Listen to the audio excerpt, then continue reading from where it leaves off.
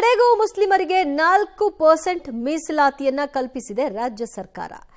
ಬಜೆಟ್ನಲ್ಲಿ ಜಾಣತನವನ್ನ ಮರೆದಿದ್ರು. 2B ಮೀಸಲಾತಿ ಅಂತಷ್ಟೇ CM ಹೇಳಿಕೆಯನ್ನ ಕೊಟ್ಟಿದ್ರು. ಇವತ್ತು ಮಂಡನೆಯಾದಂತಹ ಬಿಲ್ನಲ್ಲಿ 2B ವರ್ಗಕ್ಕೆ 4% ಮೀಸಲಾತಿ ಅಂತ ಸರ್ಕಾರ ಹೇಳಿದೆ. ಸರ್ಕಾರಿ ಗುತ್ತಿಗೆ ಕಾಮಗಾರಿಗಳಲ್ಲಿ ಮುಸ್ಲಿಮರಿಗೆ 4% ಮೀಸಲಾತಿ. ಬಜೆಟ್ನಲ್ಲಿ ಆಕ್ಚುಲಿ 4% ಅನ್ನೋದನ್ನ ತೋರಿಸಿರಲಿಲ್ಲ ಮತ್ತು ಈಗ ಅದನ್ನ ಮುಸ್ಲಿಮರಿಗೆ 4% ಅನ್ನೋದನ್ನ ಕ್ಲಿಯರ್ ಕಟ್ ಆಗಿ ಹೇಳ್ತಾ ಇದ್ದಾರೆ.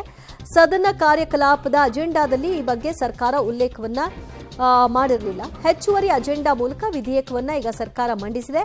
ಗುತ್ತಿಗೆ ಮೊತ್ತ 1 ಕೋಟಿಯಿಂದ 2 ಕೋಟಿಯವರೆಗೆ ಏರಿಸಿದೆ ಈ ವಿಧೇಯಕದಲ್ಲಿ. ಬಜೆಟ್ನಲ್ಲಿ ಕೂಡ ಹೇಳಿದ್ರು 2 ಕೋಟಿ ಅಂತ, ಪ್ರಸ್ತಾಪದಲ್ಲಿ 1 ಕೋಟಿ ಅಂತ ಇತ್ತು.